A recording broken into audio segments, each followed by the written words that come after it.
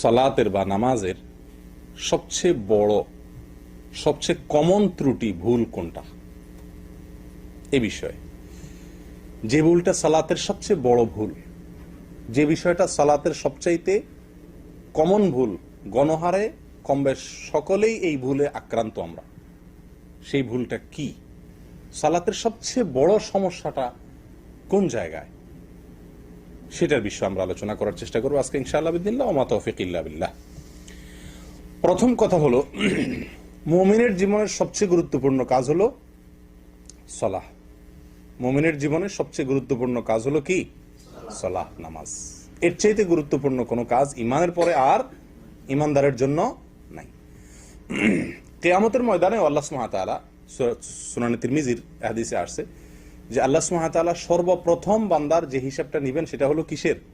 নামাজের।